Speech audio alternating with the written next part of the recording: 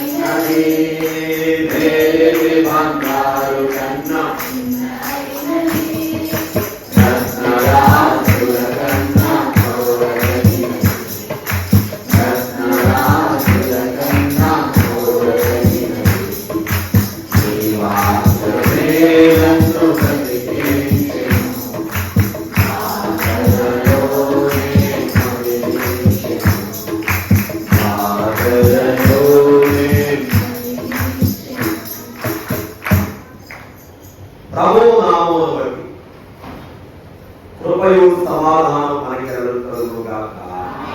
ఆమేన్. దేవుని యందు ప్రియమైన వారా, దేవుని పరిశుద్ధ వాక్యం నుండి కొన్ని సంగతులు మనం ధ్యానం చేసుకున్నాం.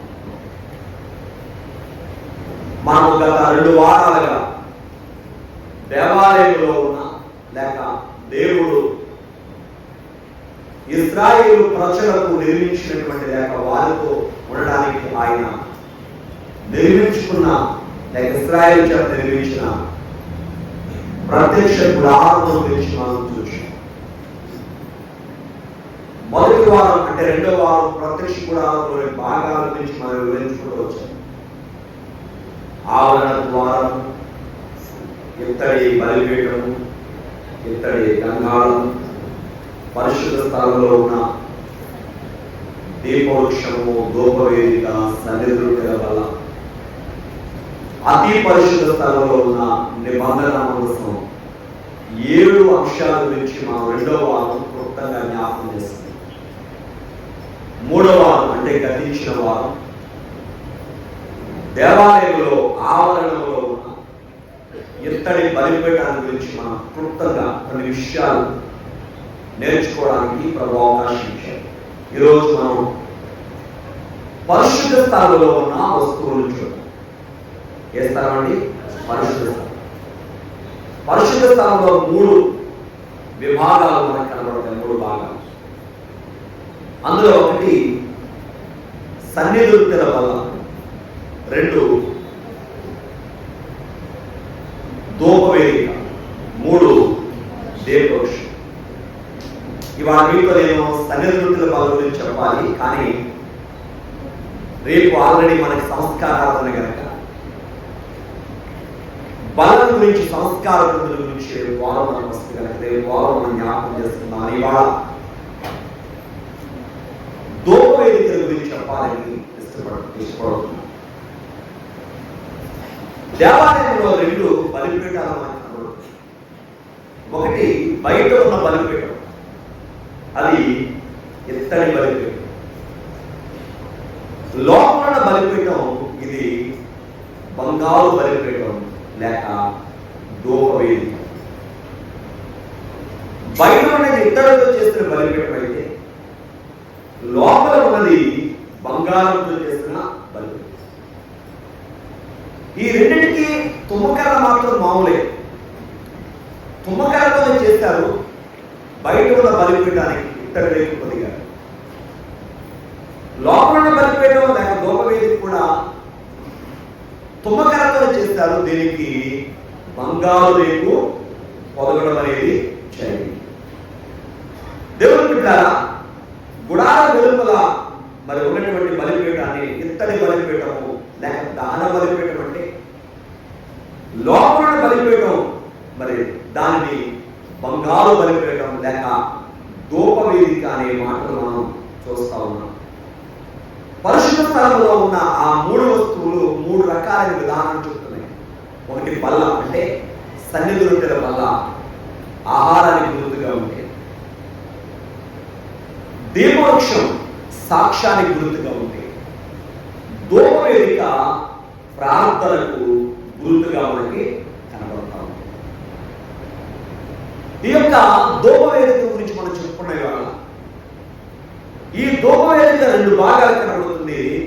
అది కర్ర ఒకటి, దానిపైన వేసిన రేకు. కర్ర తుమ్మకర్ర దేని గుర్తుగా ఉంది? మానవత్వానికి గుర్తుగా ఉంది. దానిపైన వేసిన రేకు లేక పొదిగిన రేకు దైవత్వమునకు గుర్తుగా ఉంది. దేవుడు మన కొరకు శరీరుడుగా ప్రత్యక్ష మాయని వాక్యం. యోహాను సువార్త 1వ అధ్యాయం 1 వచనం చెప్తుంది, ఆదియందు వాక్యం ఉండెను, వాక్యము దేవుని యొక్క ఉండెను. అదే అధ్యాయం 14వ వచనం చెప్తుంది, ఆ వాక్యమే శరీరధారి అయి కృప సత్య సంపూర్ణునిగా మన మధ్య నివసించెను. అమ్మ ఏం ధరించిందట వాక్యం? ఆకారాన్ని ధరించు, శరీరాన్ని ధరించు. ఆ శరీరం ఏమైందట? కృప సత్య సంపూర్ణమైంది. దేవునికి మహిమకలుగునుగాక.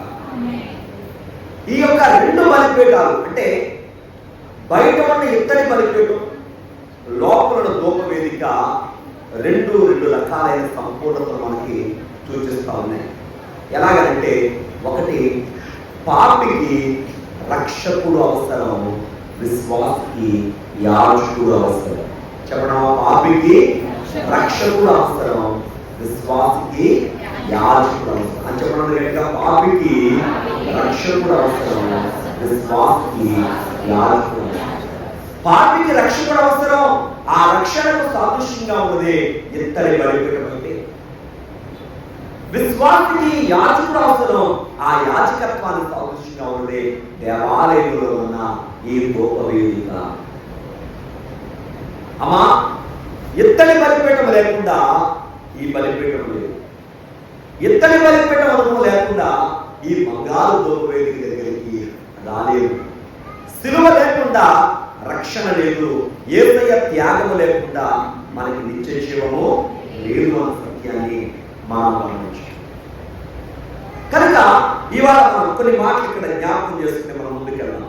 పాపికి రక్షకుడు కావాలి, విశ్వాసికి యాజకుడు కావాలి. చూద్దాం వాక్యం. హెబ్రీ పత్రిక 7వ అధ్యాయము 1-2 వచనాలు. 1వ వచనం 2వ వచనం. సర్వమా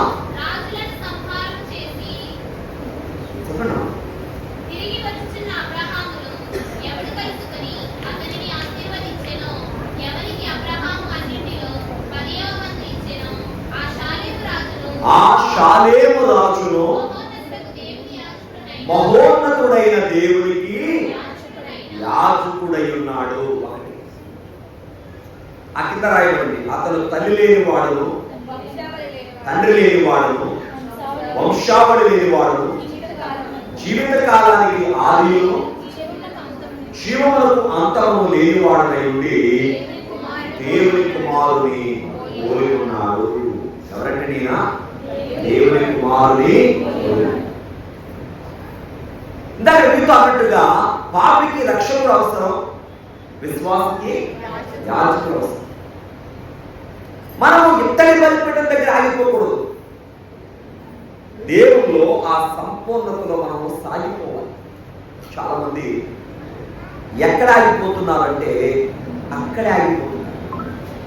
ఇదే హెబ్రీ పత్రికలో 6వ అధ్యాయంలో పౌలు భక్తుడు ఇంకో మాట కూడా అంటాడు. ఒకసారి చూద్దామా?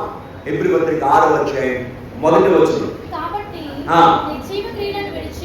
ఏంటంటమ్మా? నిర్జీవ క్రియలను విడిచి మారు మనసు పొందుటయు, రెండు దేవుని యందు విశ్వాసమును, బాప్తిస్మము గురించిన బోధయు, హస్త నిక్షేపణము 4, మృతుల పునరుద్ధానము 5, నిత్యమైన తీర్పు 6. విన్నారండి? పునాది వేస్తూనే ఉంటే ఎప్పుడు నువ్వు పైన పట్టుబడి పెడతావు. చాలా మంది ఆత్మీయ జీవితంలో వేసిన పునాదే మరలా వేస్తున్నారు. అందుకే పౌలు గారు స్పష్టంగా రాస్తాడు, ఈ 6 అంశాలు పునాది వంటివి, మరలా మరలా వేయొద్దయ్యా. కొంతమంది ఎప్పుడు చూసినా అక్కడే ఆగిపోతూ వాటి విషయంలోనే మరలా మరలా పునాది వేస్తుంది. ఎప్పుడు మన ఆత్మీయ భవంతి కట్టబడుతుంది, ఎప్పుడు మన విశ్వాసంలో ఎదుగుతా ముందుకి. అందుకే ఇక్కడ అంటాడు, ఆ పునాది మరలా మీరు వేయక క్రీస్తుని గురించిన మూలోపదేశమును మారి సంపూర్ణ అవుటకు సాగిపోవడము. ఏమడా సాగిపోవాలి? కానీ మనలో చాలా మంది ఆ వేసిన పునాది మరలా వేస్తున్నారు. పునాది వేస్తూనే ఉంటే ఎప్పుడు కట్టడం కడతావు. అది పౌలు గారు ప్రశ్న. నువ్వు పునాది మరలా వేయద్దు, ఆ పునాది వేయబడింది, దాని మీద చక్కగా నువ్వు కట్టుకుంటూ ముందుకెళ్ళాలి. సంపూర్ణ అవడానికి సాగి వెళ్ళిపోదాం. దేవుడు దీవించును కాక. సంపూర్ణమైనటువంటి రీతిగా సాగి వెళ్ళాలి అంటే ఇదిగో మన ప్రభు నిరంతర యాజకుడు మనకున్నాడని హెబ్రీ పత్రిక 7వ అధ్యాయంలోనే మనం చూస్తాం. ఇవాళ ఒకసారి మనం 7వ అధ్యాయం హెబ్రీ పత్రిక 23వ వచనం. ఇలా చూడండి, యాజకులు మరణము పొందుట చేత. విన్నాను, నిజమే కదమ్మా? యాజకులైన వారు చనిపోతారు. యాజకులే కాదు, అందరూ చనిపోతారు కదా. యాజకులు మరణము చేత ఏమయ్యారంట? అనేక మంది అయ్యారు. ఎంతమంది అయ్యారమ్మా? అనేక. సరళ మాట, ఎల్లప్పుడూ ఉండ సాధ్యము కాదు కనుక అనేకులైన కానీ ఈయనైతే అంటే మన ప్రభు ఈయనైతే నిరంతరము ఉన్నవాడై ఉన్నాడు. దేవునికి స్తోత్రం. ఈ యాజకుడు ఎప్పుడున్నాడు? మనకి నిరంతరము ఉండే యాజకుడు. దేవునికి స్తోత్రం. చూడండి, అక్కడ యాజకులైతే అనేక మంది అయిపోతారు. ఎందుకంటే చనిపోతున్నాం కదా, మనందరం ఏమైపోతాం? చనిపోతాం. కానీ ఈయనైతే నిరంతరం ఉన్నవాడు. 24వ ఈయన తన ద్వారా దేవుని ఎదుకు వచ్చి వారి పక్షమున విజ్ఞాపన చేయుటకు నిరంతరము జీవించుచున్నాడు. దేవునికి స్తోత్రం. చూడండి, 24వ చదవమన్నాడు. ఈయన నిరంతరం ఉన్నవాడు కనుక మార్పు లేని యాజకత్వం కలిగిన వాడాయను. ఏమైనంట? మార్పు లేని అనగా మార్పు లేని యాజకత్వం కలిగిన వాడు. పాపికి ఎవరు కావాలి? చెప్పాలి. విశ్వాసకి ఎవరు కావాలి? ఈ యాజకుడు. ఏ యాజకుడు చెప్పాలమ్మా? నిరంతరం ఉండే యాజకుడు. మార్పు లేని, అమ్మ వినాలి చెప్పాలమ్మా, మార్పు లేని యాజకుడు, నిరంతరం ఉండే యాజకుడు. 25వ వచనం కూడా మీరు చదివితే అక్కడ ఏమి రాయబడిందంటే, ఈయన తన ద్వారా దేవుని దగ్గరకు వచ్చి వారి పక్షమున నిరంతరం కూడా విజ్ఞాపన చేయుచున్నాడు. సంపూర్ణంగా రక్షించడానికి ఏమై ఉన్నాడు? శక్తిమంతుడు. 26వ వచనం కూడా చూసినట్లయితే, పవిత్రుడు, నిర్దోషి, నిష్కల్మషుడు, పాపులు రక్షణగా ఉన్నవాడు, ఆకాశ మండలం కంటే మిక్కిలి హెచ్చైన వాడైన ఇంటి ప్రధాన యాజకుడు అన్నందరూ మనకు సరిపోయిన వాడు. ఎవరు యేసయ్యా? చెప్పడమా? సరిపోయిన వాడండి. అందుకే మనం ఇక్కడ చేరాలి. కాదు లోకమేమన్నా, ఎవరేమన్నా, ఎవరు ఆయన నాకు సరిపోయిన దేవుడు, నాకు చాలిన దేవుడు కనుక నేను ఆయన సమీపించాను. మనం సరిపోయిన వాడే, మనకి మ్యాచ్ అయ్యాలి. ఉదాహరణకి ఏదైనా పెళ్లికి మనం వెళ్ళామనుకోండి, అక్కడ ఏమవుతుంది, వయోభావంలో ఉన్న పెద్దలందరూ ఒక చోట ఉంటారు. అంటే ముసలివాళ్ళు, కొంచెం పెద్ద వయసు ఉన్న వాళ్ళందరూ ఇంకో చోట కదా, వాళ్ళు చోట కూర్చుంటారు. చెప్పండి, యవనస్తులందరూ ఆ యూత్ బ్యాచ్ వాళ్ళందరూ చోట కదా, అంటే వాళ్ళందరూ కలిసి మాట్లాడుకుంటూ కూర్చుంటారు. చిన్నపిల్లలు ఏం చేస్తారు, వాళ్ళందరూ ఆ వీడియోతో వాళ్ళు మాట్లాడుకోవడము ఎదుగుతారు. ఈ విధంగా చూడండి, ఎవరికి వాళ్ళ వయసు వాళ్ళు ఏమవుతున్నారు, అమ్మా సరిపోతున్నారు. అవునా? అంటే వాళ్ళతో మాట్లాడే ఇష్టం. మరి మనందరికీ సరిపోయిన వాడు ఎవరు? నిరంతరము జీవించేవాడైనా. అందుకే అమ్మా ఆ బలిపీఠం అనుభవం ఏం చెప్తుందంటే, రక్షణ కావాలి యేసయ్యలో. ఈ లోపల దూపవేదిక ఏం చెప్తుందంటే, నిత్యం నడిపించడానికి కావాలి యాజకుడు. అందుకే మాట్లాడాను, పాపికి ఎవరు అవసరం? రక్షకుడు. విశ్వాసకి ఎవరు అవసరం? యాజకుడు. దేవునికి స్తోత్రం. హల్లెలూయా. చూడండి, ఇక రెండవ విషయానికి వద్దాం. రెండవది ఏంటంటే, బలిపీఠం క్రీస్తు మూర్తిలో చెప్పుకున్నది. రెండవ మాట వచ్చేప్పటికీ, ఈ బలిపీఠం దగ్గర లేక దూపవేదిక దగ్గర పాత నిబంధన కాలంలో లేవీలైన వారు యాజకత్వం చేశారు. ఎవరు చేశారమ్మా? లేవీలైన వారు యాజకత్వం చేశారు. 6వ వంశం దగ్గర నుంచి మనకి ఆ మాటలు కనబడుతుంది. అయితే మనం ఆదికాండం 14 అధ్యాయాలు చూసుకున్నాం. మరి హెబ్రీ పత్రిక 7 అధ్యాయాలు తీసుకున్నా, ఆ అబ్రహాముకు దర్శనం లేక అబ్రహాం కనబడిన షాలేము రాజు లేవి వంశానికి సంబంధించిన వాడా? కాదు కదా. ఆయన తల్లి లేనివాడు, తండ్రి లేనివాడు, జీవితకాలానికి ఆదియు జీవానికి అంతము లేనటువంటి దేవుని కుమారుని పోలి ఉన్నాడు. ఆయన నిరంతర యాజకుడై ఉన్నాడని వాక్యం చెప్తుంది కదా. లేవి అనే పేరు లేకముందే ఎవరున్నారకి? యేసు ప్రభువున్నారు. దేవునికి స్తోత్రం. కాబట్టి యాజకత్వం అనేటువంటిది దేవుడు కొంత సమయం వరకు లేవి అనే వంశాన్ని దేవుడు లేక గోత్రాన్ని దేవుడు ఎదుర్కొన్నాడు. కానీ ఇవాళ మనందరం ప్రభువును బట్టి ఏమయ్యామంటే యాజకులమయ్యాం. దేవునికి మహిమ కలుగును గాక. అంటే యాజకులు అంటే కేవలం వేదిక మీద వాక్యం చెప్తున్నాం కదా, మేమని కాదు. దేవుని వాక్యం చెప్తుంది రాజులైన యాజక సమూహం అని. ఏ సమూహం అట? రాజులైన యాజక. మనం చూసినప్పుడు హెబ్రీ పత్రిక 10:19 చెప్తుంది, మనమందరం కూడా పరిశుద్ధ స్థలంలోకి ప్రవేశించాం. పరిశుద్ధ స్థలంలోకి ఒకప్పుడు యాజకుడు మాత్రం వెళ్ళాలి. మరి మనందరం ఎలా వచ్చాం? ప్రభు యొక్క మహాకృపను బట్టి మనం లోపలికి ప్రవేశించగలిగాం. లోపలికి వచ్చిన వాడు అప్పుడు యాజకుడు. ఇప్పుడు లోపలికి వచ్చిన మనందరం ఎవరండి? పరిశుద్ధ యాజకులు. దేవునికి స్తోత్రం. హల్లెలూయా. ఇక్కడ మనం యాజకుడు ఏం చేస్తాడమ్మా అంటే, ఈ ధూపవేదిక దగ్గరట ధూపం వేయాలి. ఏమేయాలమ్మా? నిత్యము కూడా ఏమేయాలి? అందరూ చెప్పండి. ధూపం వేయాలి. అప్పుడు యాజకులు ఏం వేశారు? ధూపం వేశారు. ఇప్పుడు మనం ఏం చేయాలి? ధూపం అంటే ఆ ధూపాలు అయిపోతుంది. కొంతమంది ఇంకా ఏం చేస్తారు? ఫోటోలు అమ్మా అక్కడ ఏవో అలాగా తిప్పుతూ ఉంటారు. అటువంటి ఆచారం అంటే ఏం చేయరు ఈరోజు మా ప్రియమైన వాళ్ళ అలాంటి ఎవరు లేదు. కానీ అక్కడక్కడ కొంతమంది ఇంకా ఏం చేస్తారమ్మా? అటువంటి ఆచార భక్తి కొంతమందిలో కనబడతాం. మనం వేయవలసిన ధూపం ఏంటంటే ప్రార్థనా ధూపం. ఏ ధూపం అండి? ప్రార్థనా ధూపం. దేవునికి స్తోత్రం. కొన్ని మాటలు మీరు జ్ఞాపకం చేస్తారు. నిర్గమకాండము 3వ అధ్యాయంలో వచ్చేటప్పుడు నిత్య ధూపం ఇది. నిర్గమకాండం 30 అధ్యాయం 7-8 వచనాలు. నిర్గమకాండం 30 అధ్యాయం 7-8 చదవండి. అహరోను ప్రతి దినము ప్రొద్దున దాని మీద ఏమని వేయాలమ్మా? పరిమళ ద్రవ్యపు ధూపం వేయాలట. ఎప్పుడు? పొద్దున. కింద చదవండి. ఇంకా అతను ప్రదీపములను చక్కపరిచినప్పుడు దాని మీద ఆ ధూపం వేయవలెను. మరియు సాయంకాలం ముందు అహరోను ప్రదీపములను వెలిగించి చదవడం ఈ మాట వినండి నాతో, అది మీ తరతరములకు నిత్యమైన ధూపము. ఎప్పుడంటే ఆ ధూపం తరతరములకు నిత్యమైన ధూపం. ఏ తరాలకట? ఎప్పుడూ వేయాలి ధూపం, నిత్యమైన ధూపం. మన ఆదివారం మీకు వాక్యం చెప్తూ 2 మాటలు మీరు జ్ఞాపకం ఉంచుకోండి అని చెప్పాను. గుర్తుందా మీకు?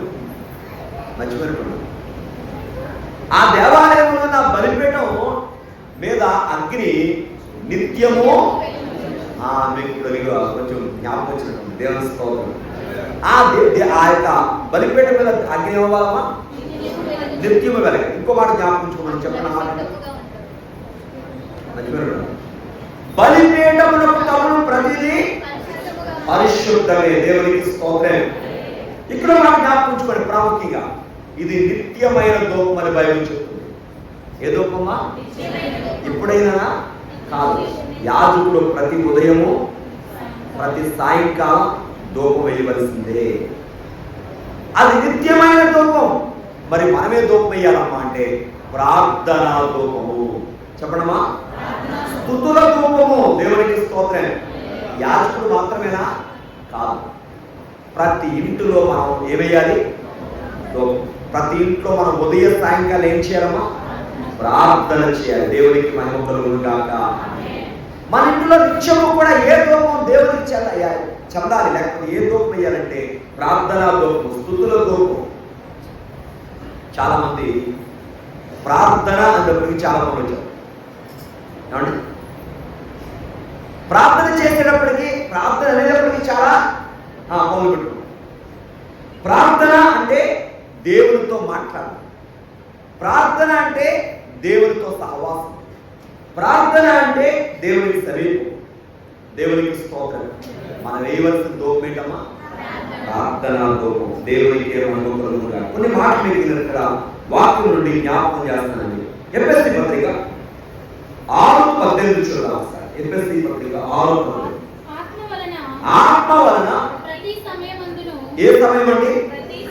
ప్రతి సమయంలోనూ ప్రతి విధమైన ప్రార్థన విజ్ఞాపనం చేయించు ఆ విషయమై సమస్త పరిశుద్ధుల నిమిత్తము పూర్ణమైన పట్టుదలతో మెలకువగా ఉండండి. దేవునికి మహిమ కలుగును గాక. ప్రతి విషయాన్ని బట్టి మనం ఏం చేయాలట? ప్రార్థన చేయాలి. మన ప్రార్థన ఎలా ఉండాలి? పూర్ణమైన పట్టుదలతో ఉండాలి. మెలకువ కలిగి మనం ప్రార్థన చేయాలి. దేవుని బిడ్డలారా, ఇక్కడ పౌలు భక్తుడు ఎఫెసీ పత్రిక 6:18 రాస్తాడు. ప్రతి విషయంలో ఎలాంటి ప్రార్థన చేయాలి? మనం మెలకువ కలిగిన ప్రార్థన, పట్టుదలతో కూడిన ప్రార్థన. దేవుని స్తోత్రం. యేసు ప్రభు శిష్యులు చెప్పాడు ఏమనంటే, మీరు శోధనలో ప్రవేశించకుండా ఉండాలంటే మెలకువ కలిగి ప్రార్థన చేయండి. ఇదే పౌలు కాదు, దశరాత్రి పత్రులు అంటాడు, ఎడతెక్క ప్రార్థన చేయండి. యాకోబు భక్తుడు తన పత్రికలో ఒక మాట రాస్తాడు, ఆ శక్తి విషయంలో మనం ఎలా ఉండాలంట? ఏలియా మనవటి స్వభావం గలవాడే కానీ అతను వర్షింపుకున్నట్లు ఆ శక్తితో ప్రార్థన చేయగా 3.5 సంవత్సరంలో వర్షము కురవలేదని చెప్తాడు. అంటే ఆ శక్తి కలిగిన ప్రార్థన మనం చేయాలి. మన ప్రార్థన ఎలా ఉండాలి? ఆ శక్తిగా ఉండాలి. ఎలా ఉండాలి? ఎడతెక్క ప్రార్థన చేయాలి. మన ప్రార్థన ఎలా ఉండాలి? నిత్యము ఉండాలి. దేవునికి స్తోత్రం. కాబట్టి మనం ఆలోచన చేసినట్లయితే మన ప్రార్థన సంపూర్ణంగా, పరిపూర్ణంగా, నిత్యము ప్రభు సన్నిధిలో మన ప్రార్థన ధూపం దేవునికి చెల్లుతూ ఉండాలి. అలా ఇంకొక మాట కూడా చదవడం. ఫిలిప్పీ పత్రిక 1:20 చూద్దాం. ఫిలిప్పీ 1:20.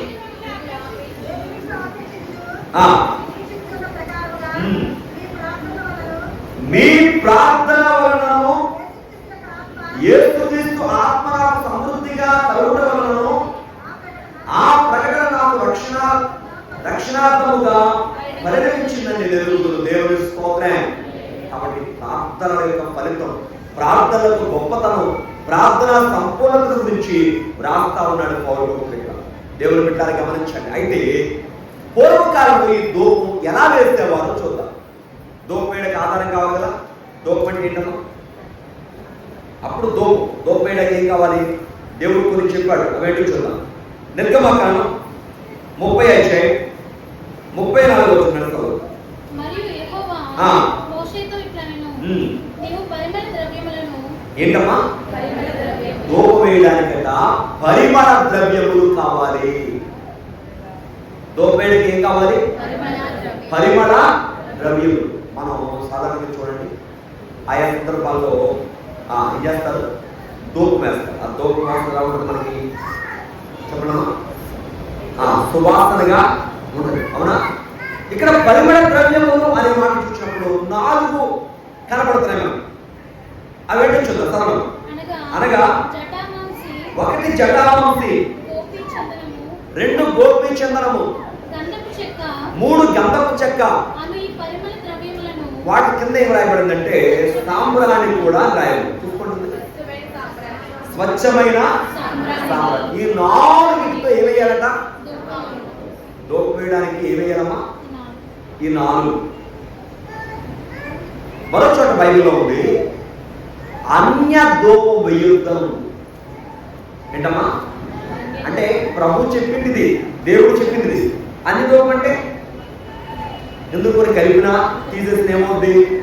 అన్య ధూపం.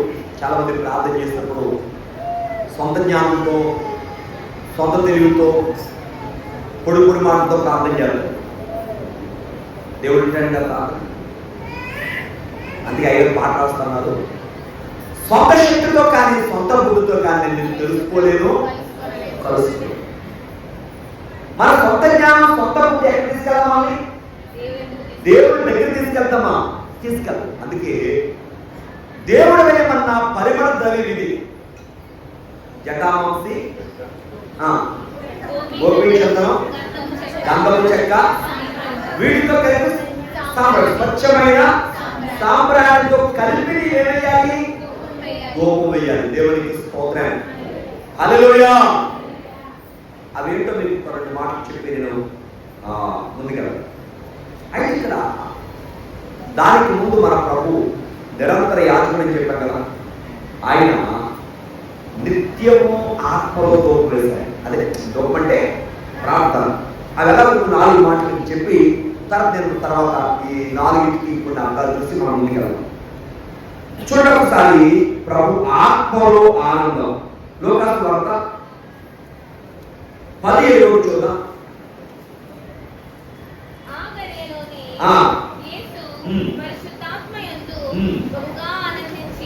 ఎవరైనా పరిశుద్ధాత్మయందు బహుగా ఆనందించి. ఆత్మలో ఏముందంట? పరిశుద్ధాత్మలో ఆనందం. అమ్మ, మనకి ఆనందాలు రకరకాల ఆనందం, కానీ ప్రభు ఆనందం ఏంటి?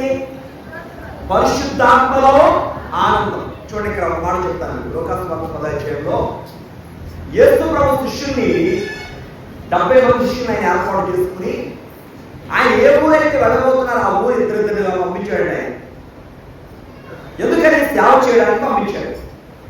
వీళ్ళు ఎన్నో వచ్చి సేవ చేసి మళ్ళీ రిపోర్ట్ పట్టుకొచ్చి ప్రభుకు చెప్పారు. మీరు ముందు వచ్చిన చదివితే ఉంటుంది, అయ్యా మేము ఇలా మీ నామాన్ని బట్టి గొప్ప కార్యాలు చేస్తాం, అద్భుతాలు చేస్తాం, దెయ్యాలు వెళ్ళగొట్టాం. ఇలా చెప్తుంటే ప్రభు అంటున్నారు, మీకు దెయ్యాలు వెళ్ళగొడతారని మీరు అనుకోకండి, పరలోకపు గ్రంథంలో మీ పేరుతో లేదో చూసుకోండి ప్రభు చెప్పి, ప్రభు వారి ద్వారా జరిగించిన కార్యాలను బట్టట ఆత్మలో ఏం చేశారంట? ఆనందించారు. దేవుని స్తోత్రం, హల్లెలూయా. ఇప్పుడు ప్రభు ఆత్మతో ఏం చేస్తున్నారు? దేవుని యందు ఆయన ఆనందిస్తున్నారు. దేవుని స్తోత్రం. సంఘములో కూడా ఏముండాలి? ఆత్మలో ఆనందం. ప్రభువుని బట్టి ఏముండాలి మనకి? ఆనందం. కొంచెం మనం ముందుకెళ్దాం. ప్రభు ఆత్మలో మూలిగారు. యోహాను వార్త 11:33 చూద్దాం. ఆమె ఏడ్చుటయు ఆమెతో కూడా వచ్చిన యూదులు ఏడ్చుటయు యేసు చూచి కలవరపడి. చాలా ఇదే సందర్భం మీకు తెలుసు కదా, యేసు ప్రభువారు ఎక్కడికి వెళ్ళారు? లాజరు చనిపోయిన సందర్భంలో ఆయన అక్కడికి వెళ్ళాడు. లాజరు అప్పుడు చనిపోయిన రోజులు అయిపోయింది, 3 రోజులు పూర్తయింది. యేసు ప్రభు వచ్చారని మార్తా మరియమ్మ ఎంతగానో దుఃఖిస్తారు. ప్రభువా, నీవే కనుక ఉంటే మా తమ్ముడు చనిపోకపోను కదా ప్రభువా అంటే ఏడులో మొదలెట్టారు. వాళ్ళు అలా ఏడుస్తుంటే ప్రభు కూడా ఏమొచ్చిందట? ఆత్మలో మూల దోపేయాలంటే మనకి ఆత్మలో ఏముండాలి? ఆనందం ఉండాలి. అదే సమయంలో మన ఆత్మలో కూడా ఏముండాలి చెప్పడమా? మూలు. ఆత్మలో ఏముండాలి? ఆత్మలో ఏముండాలి? వేదన, భారం. ఎలాగంటే ఒక మాట చెప్తాను. మనకి ఏదైనా కష్టం వచ్చిందండి, అప్పుడు హృదయం ఏమొస్తుంది? అమ్మా మూలు వస్తుంది. కన్నీళ్ళు వస్తాయి కదా. ఈ కన్నీటిని ఎలా మార్చాలి మనం చెప్పాలమ్మా? ప్రార్థనగా మార్చాలి. ఇక్కడ ఏం జరిగింది?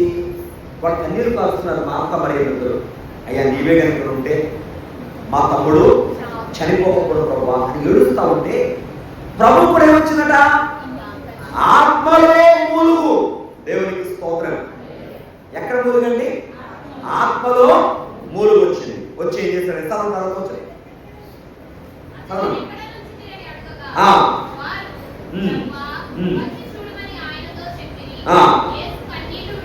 చాలండి. ఏసే ఏం చేశారు? నీరు విడిచాడు. దేవుని స్తోత్రం. ఎవరి విషయంలో? లాజరు విషయంలో. మార్త మరి కన్నీళ్ళు కార్చారు కదా. ఇప్పుడు ప్రభువుకి ఆత్మలో ఏమొచ్చింది? మూలు వచ్చింది. కన్నీళ్లు విడిచి ఆయన ఏం చేశాడు? దేవుడికి మొదలుపెట్టాడు. అవును కదా? అంటే ఆయన దేవుడు మొదలుపెట్టాడంటే మీకు కింద చదివితే మీకు అర్థమవుతుంది ఎలా మొదలుపెట్టాడు ఆయన. అదంతా సవరిస్తామో అనుకున్నారంటే యేసు ప్రభు ఎప్పుడైతే కన్నీళ్లు కార్చాడో లాజరు అంటే ఏసై ఎంత ప్రేమో అని అనుకున్నారంట. సవరి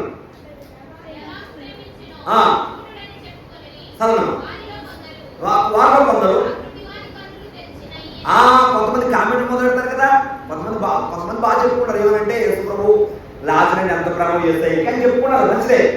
కొంతమంది కామెంట్ ఏంటంటే ఇప్పుడు ఆడుకొని పోగు చేశారు కదా, ఈడుకొని పోగు చేశారు కదా, అదేది ఈజీయే కదా, ఇప్పుడు లాజరు బతికించుకొని అన్నారట. చూసారండి, నమ్మని వాడు ఏం చేస్తారంటే ఎప్పుడు ఏదో ఒక వంక లేదా ఏదో ఒక నింద, అంతేనా? సరే, ప్రభు దగ్గర అంటే ప్రభు ఏం చేస్తారు? సంతోషం మరలా ఎక్కడంట 33 ఏం చేసామని ఆత్మలో మూలిగాడు. ఇప్పుడు ఏం చేశాడు? ఆయనలో మూలుగుతున్నట్ట. మూలిగి అది ఒక గుహ.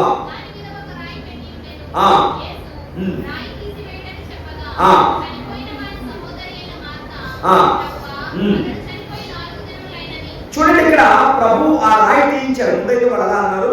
ప్రభు ఎప్పుడైతే నమ్మితే దేవుడు మనం చూస్తామని చెప్పి అన్నారో ఆ రాయి వాళ్ళు తీసివేశారు.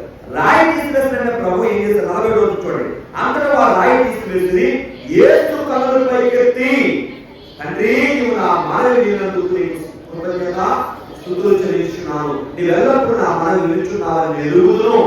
కానీ నీవు నన్ను పంపించమని చుట్టూ నిలుచుని జనసమూహము చూచినట్లు వారి కనుక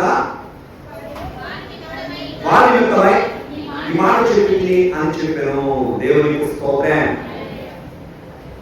ఆత్మలో మునిగారు, నీళ్లు విడిచారు, ఆయనలో మునిగి ప్రార్థన. అంటే ప్రభు ఆత్మలో ఏముంది? ఆనందం. చెప్పడమా? దోపేయాలి దేవుడు మనకి ఆనందం. దోపేయాలి దేవుడు ఉండాలి, భారం ఉండాలొద్దా? ఉండాలి. ఇంకా దోపేయాలి దేవుడు ఉండాలి. యేసు ప్రభు ఏం చేస్తున్నారో మనం చూద్దాం. నిట్టూర్పులు విడిచాడు. మార్కు సువార్త 8:12 కూడా చూద్దాం.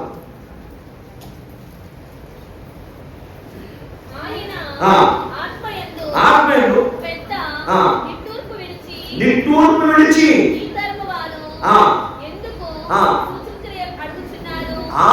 ప్రభు దగ్గరికి ఎవరు వచ్చారు? పరిచయం వచ్చారంట. సమయంలో పరిచయం వచ్చి ప్రభు దగ్గర సూచిక్రియ అడుగుతున్నారంట.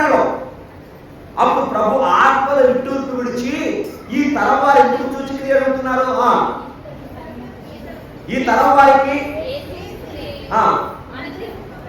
అనుగ్రహింపడదని. దేవునికి స్తోత్రం.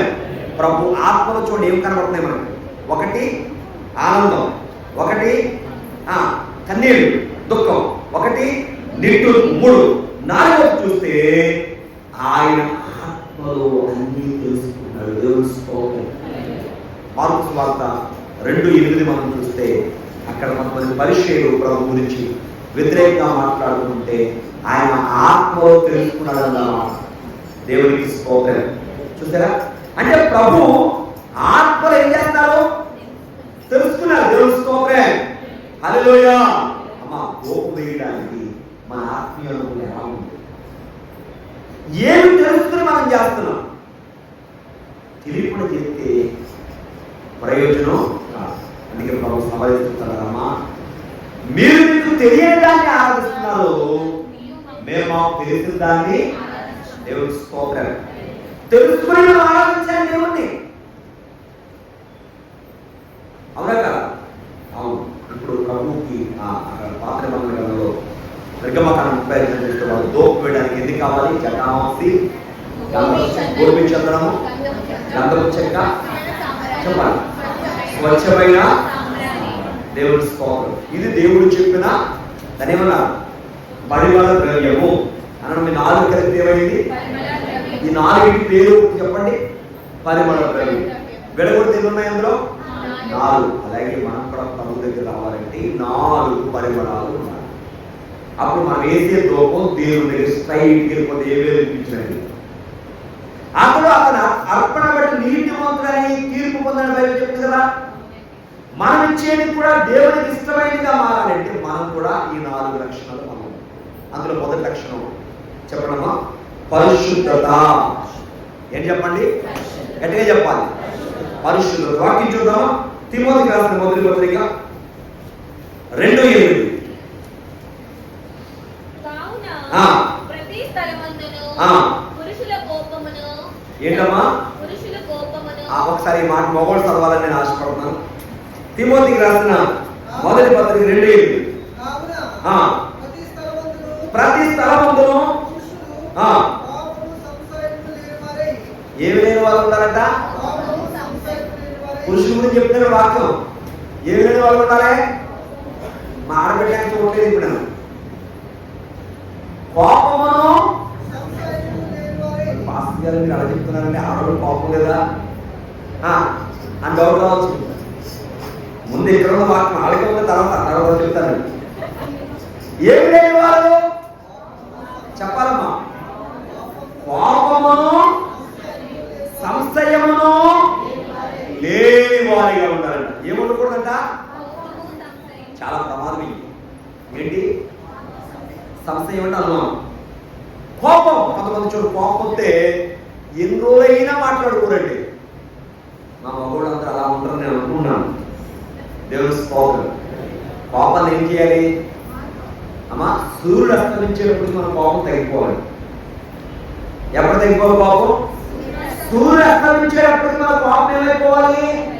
చల్లారిపోవాలి తప్ప కోపము ఎక్కువగా చెప్పండి ఎక్కువ కాలం మనలో ఉంటే అది మనకే నష్టం.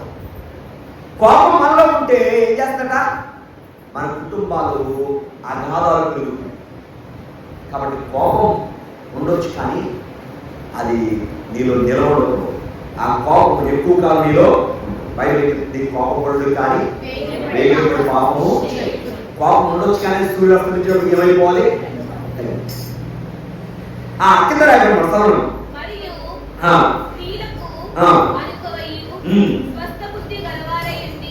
పై మాట మర్చిపోయారు.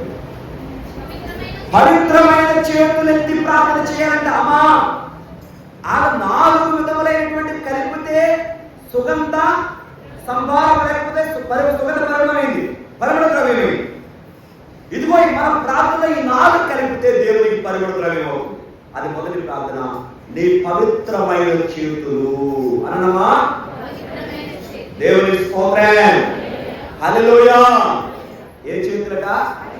పవిత్రమైన చేతులు ఎత్తి ప్రార్థన చేస్తే ఇదే దేవునికి ఏ ద్రవ్యము? పరిమళ ద్రవ్యం. కింద మనం నడుస్తాము. స్త్రీలను ఆనుకోవ స్వస్థ బుద్ధి గలవారు తగు మాత్రపు వస్త్రం. ఏ వస్త్రంట అమ్మా? ఏ వస్త్రాలు? వాక్యంలో వచ్చింది చెప్పాలి తప్ప. కొంతమంది వస్త్రాలు ఎలా ఉన్నాయి ఇప్పుడు అమ్మా? ఎవరో పట్టుకున్నారంట. ఏంటి? మా మగోడు మా పిల్లలు ఎవరు పెట్టుకుంటారు? ఆ ప్యాంట్ నిండా చిరుగులే, ఆ ప్యాంట్ నిండా చెప్పండి పెద్ద పెద్ద హోల్స్. ఏంట్రా బాబు అంటే పాస్టర్ గారు మీకు తెలియదండి, బ్రాండెడ్ ఏంటంట ఎక్కువ ఖరీదు ప్లస్ చాలా మంచి కంపెనీ అంటది. ఏంటది మనం అడుగుతున్నాం కాబట్టి ఆ కంపెనీ కూడా తయారు చేసి అమ్ముతున్నాడు. దానికి మరి మనం కూడా కొనుక్కునే మనం. బైబిల్ చెప్తుంది చక్కని వస్త్రాలు, బహుమాత్రపు వస్త్రాలు.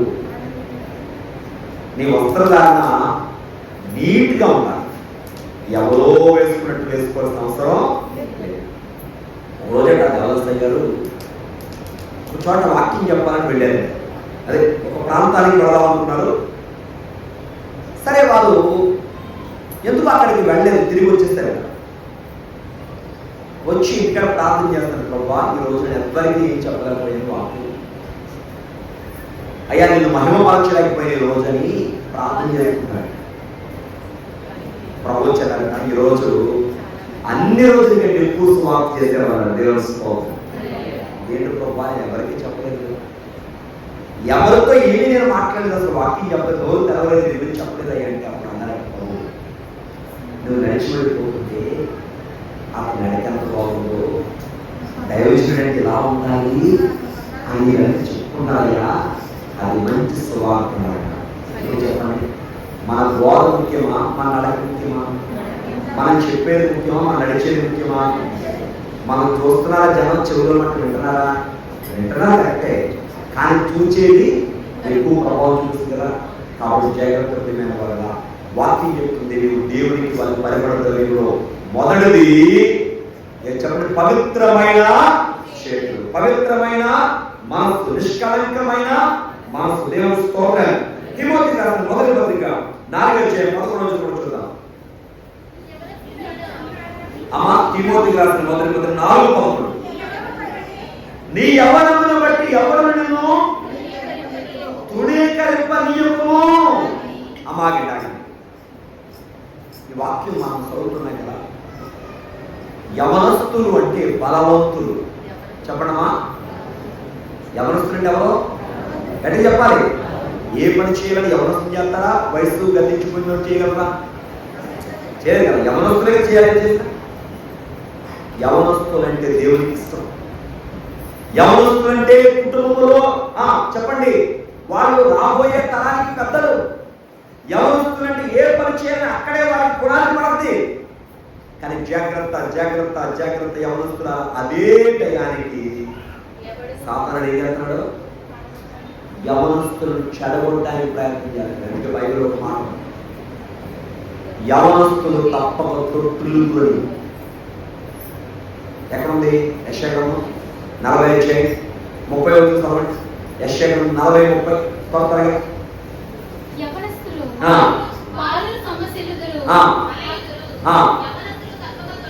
విన్నారమ్మా? యవనస్తులు ఏమవుతారంట? తప్పక తొట్టులు. మరి తొట్టులో ఉండాలంటే ఏం చేయాలి? కీర్తన 109 ఉంది, యవనస్తులు దేని చేత తమ నడక శుద్ధి పడుతుంటారు, నీ వాక్యమును బట్టి దాన్ని జాగ్రత్తగా చూచుకున్నట్టు చేతనే కదా. దేవుని బిడ్డలారా, నీ యవ్వనమును బట్టి ఎవరు తుణీకరింపనీయకు. కానీ ఒకటి విన్నారా, యవనస్తురాలు ముఖ్యంగా యవనస్తుల మాటలోను. ఏంటమ్మా? నీ మాట జాగ్రత్త. ఎందుకంటే నీ నోరే కదా ప్రాముఖ్యం. నీ మాటలోను, రెండు ప్రవర్తనలోను, ప్రేమలోను, విశ్వాసములోను, పవిత్రతలోను, విశ్వాసులకు మాదిరిగా ఉండు. తిమోతి చెప్తున్నాడు. తిమోతి యవనస్తుడు, పౌలు గారు అనుభవజ్ఞుడు, గురువు గారు చెప్తున్నాడు శిష్యుడికి. తిమోతి చెప్తున్నాడు, తిమోతి నీ మాట, నీ ప్రవర్తన, నీ క్రియ అన్నింటిలో ఎలా ఉండాలి? విశ్వాసులకు మాదిరిగా. సంగమా అలాంటి గోపు వేద్దాం దేవుడు. ఇది ఒకటి. ఇక రెండవదిగా చూస్తే సమయం వెళ్ళిపోతుంది, మరి ముగించేస్తాను, చెప్పి ముగించేస్తాను. రెండవది ఏంటంటే లోబడుట అననమ్మా. ఎవరికి లోబడ్డం? దేవుని చిత్తం. ఎవరికి లోబడ్డం? దేవుని యొక్క ఉద్దేశాన్ని. ఎవరికి లోబడ్డం? వాక్యాన్ని.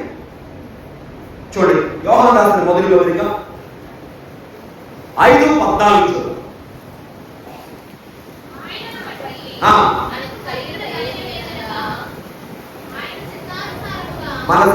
మనకు కలిగిన చెప్పాలమ్మా, మనకు కలిగిన ధైర్యం ఏదనగా అనమ్మా. మన ధైర్యం ఎవరు? మన ప్రభు. కొంతమంది మనం అంటారు కదా, ఈవిడేంటి దీనికంటే ధైర్యం ఏంటి, ఎవరిని బట్టి ధైర్యం అంటారు కదా. మనకి ఎవరిని బట్టి ధైర్యం? గట్టిగా చెప్పాలి, నా ప్రభువుని బట్టి నాకు ధైర్యం. దేవుని స్తోత్రం. హల్లెలూయా. ఆ కింద రాయబడి చదవమాట, ఈ మాట వినండి. ఆయన చిత్తానుసారంగా, మర్చిపోకండి, ఆయన చిత్తము లేని ప్రార్థన వద్దు మనకి. అందుకే పరలోక ప్రార్థనలో ప్రభు మనకి నేర్పారు, నీ చిత్తం పరలోకం నెరవేర్చినట్లు భూమి మీద కూడా నెరవేరుడు. దేవుని చిత్తం మనం ఏం చేయాలి? కాబట్టి లోబడుట నీవు దేవునికి ఇచ్చే ఆ పరిమళ ద్రవ్యంలో రెండో భాగం. మూడవది ఏంటంటే విశ్వాసము. చెప్పడమా? మూడవ మాట ఏంటి? విశ్వాసం. 4 సువార్త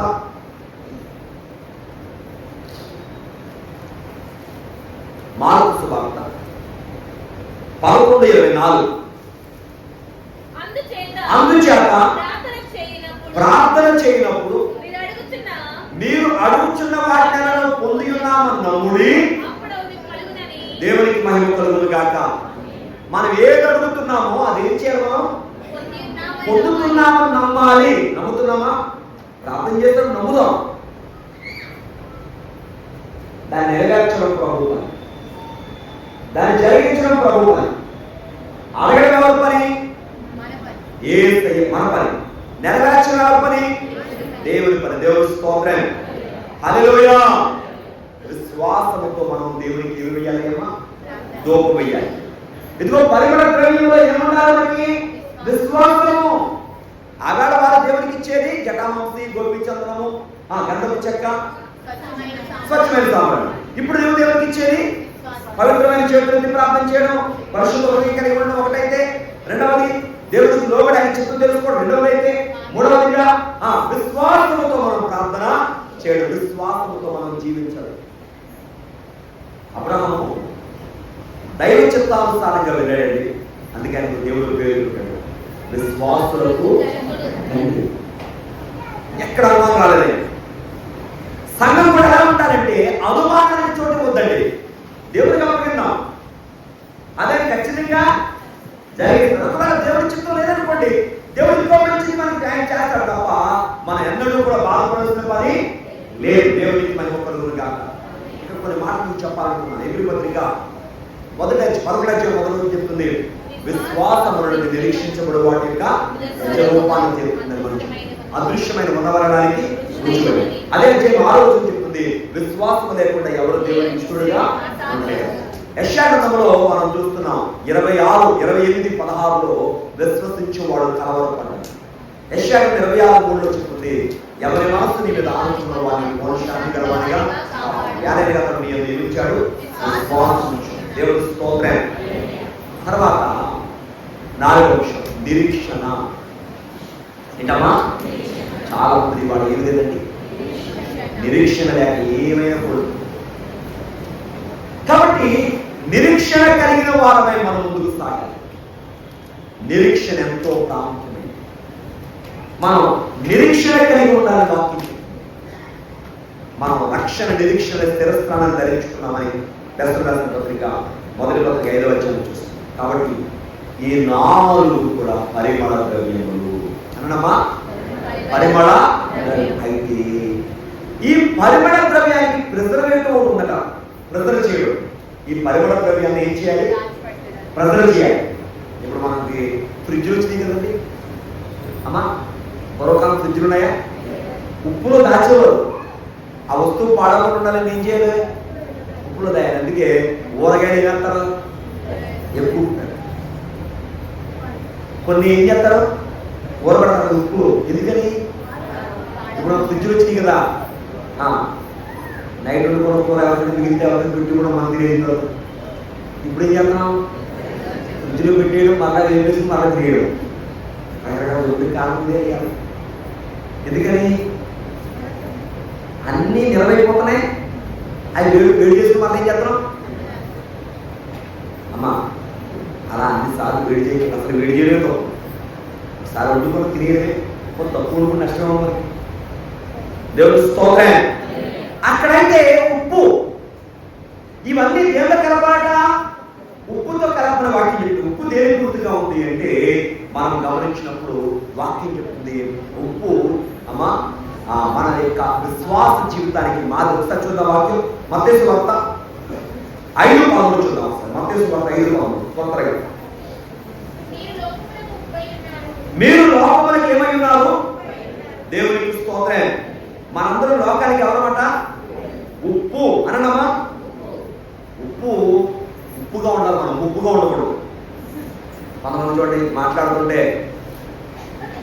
ఆడకెళ్ళకి మధ్యలో ఏం పెడతారు? తగ్గులు. అలా మాట్లాడి స్ట్రైట్గా మాట్లాడాక ఎప్పుడు చూసినా ఏదో ఒక మాట మాట్లాడతారు. వ్యర్థమైన మాటలు మనం మాట్లాడదు. మనం లోకానికి ఎవరము?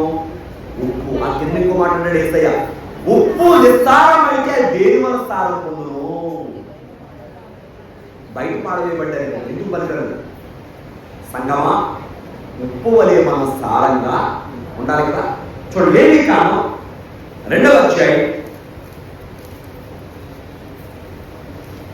ఒకసారి 11వ వచనం.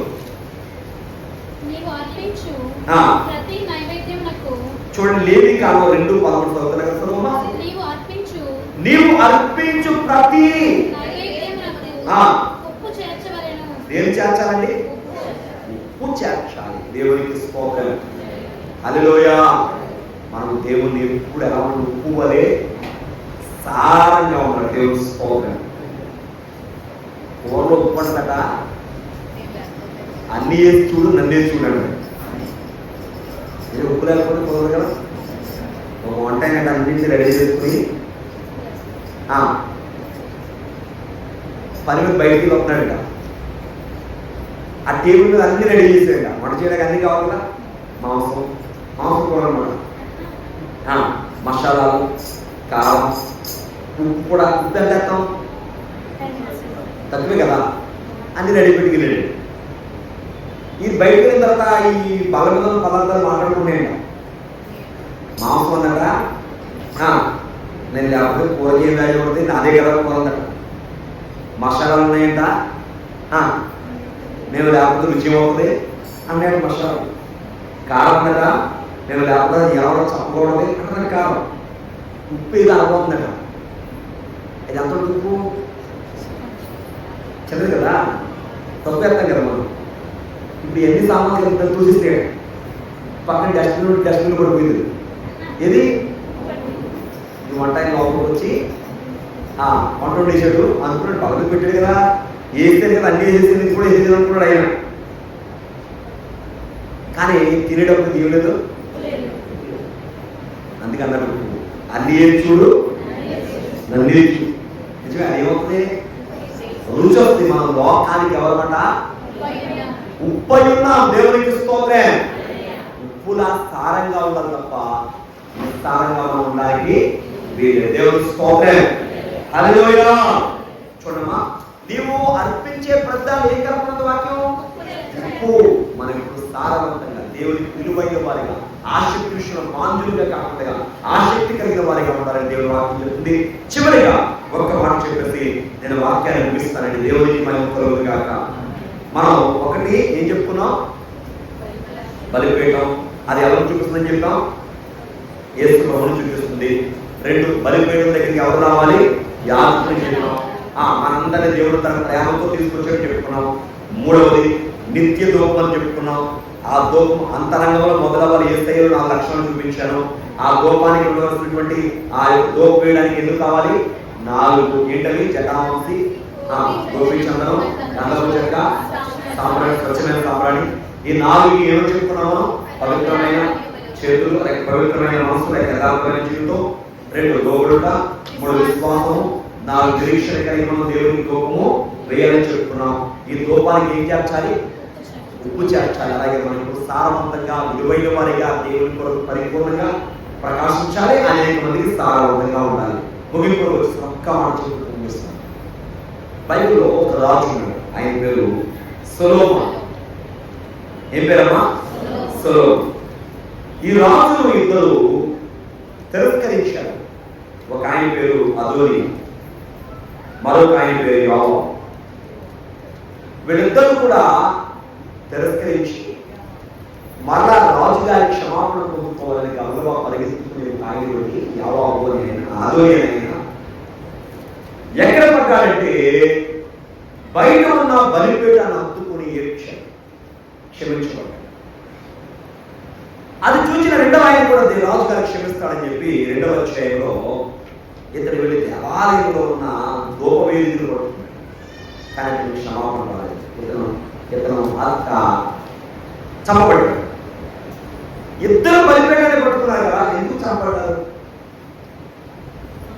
అంటే ఒక ఆయన పట్టుకున్నది ఇత్తడి బలి, ఒక ఆయన పట్టుకున్నది బంగారపు బలి. ఈ రెండు ఎక్కడ రాష్ట్రంలో రాసుకొని రాజులు మొదటి గ్రంథం 1వ అధ్యాయం 50-50 వచనాలు, రాజులు మొదటి రాజు 2వ అధ్యాయం 28-30 వచనాల్లో మీకు మాట.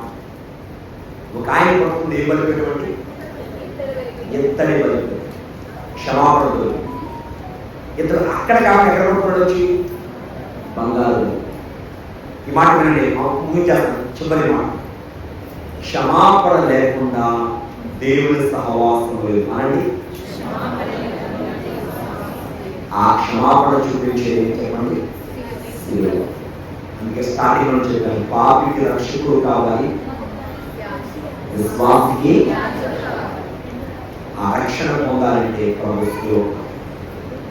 అందుకే శిలువను కూర్చిన వార్త వెళ్తాను, రక్షించబడుచున్న వారికి దేవుని. కాబట్టి ఆయన శిలువను సమీపించున్నాడు, క్షమాపణ పొందుకొని రక్షణ పొందుతుంది. విశ్వాసిగా ప్రభు సహవాసంలో నిత్యమైన యాజకుడైన ప్రభు సహవాసంలో ముందుకు మనం కొనసాగుతాం. ప్రభు ఆయన నిత్య యాజకుడిగా ఉన్నాడు. ఆయనలో మనం నిరంతరం బలపడుతూ ప్రభు పెళ్లి కుమారుడుగా అవుతున్నారు. ఆయన రాకకు సిద్ధపడాలి. ప్రభు సారథిలో ప్రభు ఆత్మడితో మనం ముందుకు సాగు ఆయన రాకకు సిద్ధపడాలి. ధన్యతాశులు ఈ వాక్యం ద్వారా ప్రభు అనుగ్రహించుగాక. ఆమేన్. మహాపరిశుద్ధుడా మీకు వందనాలు. గౌరవ పాత్రుడు దేవా స్తోత్రం. మా పరలోకపు తండ్రి మీకు వందనాలు చెల్లిస్తున్నాను. నాయనా మీకే నమస్కారములు, స్తుతులు, స్తోత్రాలు చేస్తాను. ఇదిగో ఇంతవరకు ధూప వేదికల గురించి కొన్ని విషయాలు మేము ధ్యానం చేయడానికి వచ్చిన సమయాన్ని పడుతున్నాను. అయ్యా, నిలబడిన వాక్యమును మా అందరి అంతరంగాలలో ఉపదేశం మీ ఆత్మతో బలపరచనిస్తున్నాం. ఆగాడ వాళ్ళు ధూప వేదిక మీద ధూప వేసినట్టు మేము కూడా నిరంతరం చేస్తాను. నాయన ధూప వేయడానికి స్థానం తెచ్చి మీ ఆత్మతో నిత్యము బలపరచు. మీ ప్రభుత్వం ఎలా మీకు వందనాలు. ఎంతవరకు నిలబడిన వాక్యం తండ్రి మా అందరి అంతరంగాలు ముద్రించినటువంటి మహిమను యేసు నామమున తండ్రి. మరణాతమ్మ